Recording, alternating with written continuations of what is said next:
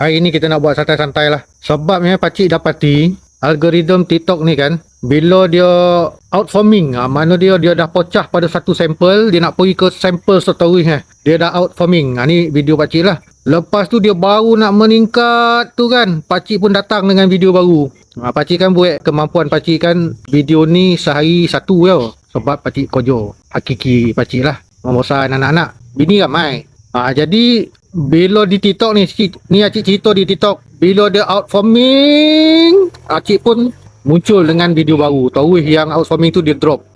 Dia macam fokus kepada yang video baru pula. Jadi hari ni kita buat santai-santai supaya yang outforming tu dia tak mengganggu lah. Di TikTok di Facebook lain.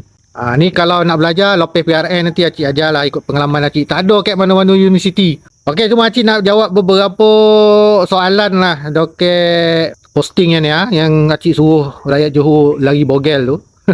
Dia kata banyaklah pakcik makan USD. Dengar bunyi macam sedap kan, tapi Tuhan tak izin lagi pakcik makan dekat sini. Joki pakcik kat pet lain. Sebab Facebook acik ni banyak lah warning memang tak layak. Dia ada duit itu ada lah, tapi tak boleh keluar. Sebab kena report. Paling gampang sekali report pakcik buat nudity. Ni budak-budak Batu Pahat ni.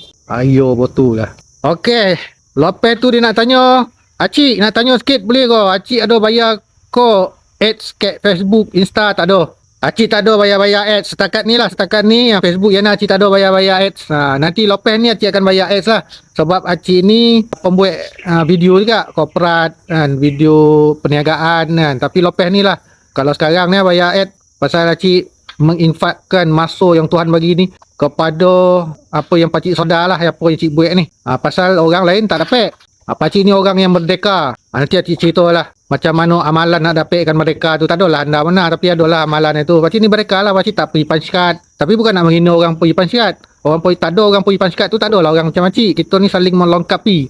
Tapi sebab acik ada kelebihan dari segi masa apa semua, dan acik ada satu soda, maka acik menginfakkan diri pakcik kepada apa yang pakcik buat ni lah. Jadi tak ada bayar-bayar apa. Lepas tu daripada Zulkarnain, saya rasa ada benda tak kena dengan Facebook pendeta, kena hati-hati. Memang betul pun. Memang dah pernah kono apa kan, pakcik terpaksa minta tolong, dapat tapi kan kono balik. Memang acik tak ada USD tu memang tak dapat keluar. Memang tak ada lah, jangan gonti lah. Memang bukan joki acik kat situ lah. Tapi ada hikmah itu agak lah. Sekian dululah, nantilah ada banyak video-video acik yang santai-santai tentang kedai, tentang tumbuh-tumbuhan, tentang semua sekeliling rumah acik ni hak milik awam bersama.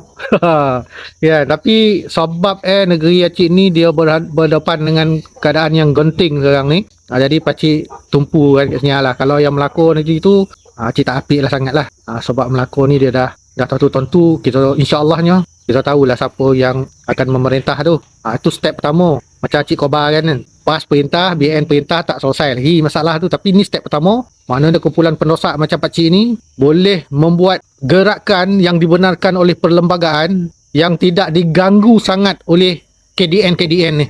Sebab UMNO dia faham. Pasal ruh dia mula-mula macam tu. Sekarang ni pakcik mendakwa dia lah lain sikit. Kecuali Melaka lah. Melaka kau boleh tengok lah. Kalau bab isu macam itu tu tokong sekejap yang dia tokong tu, dia letak Tuhan dia pakai macam Melayu kan. Lepas tu yang India tu dia boleh buat upacara semadi mayat dekat pantai awam apa semua kan.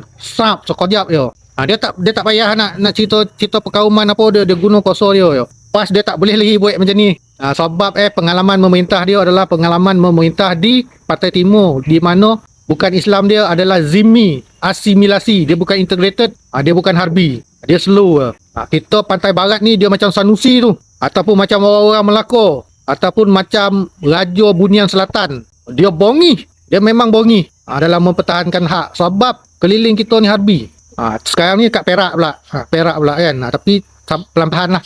Macam Pakcik Kobar tadi, kita lemahkan harbi dulu. Lepas tu kita bercakap balik sesama kita. Sebab siapa pun yang menang adalah adik atau abang kita sendiri. Jadi kalau kau nak tahu apakah penjelasan kau klik link dekat bio TT ataupun dekat profile FB ni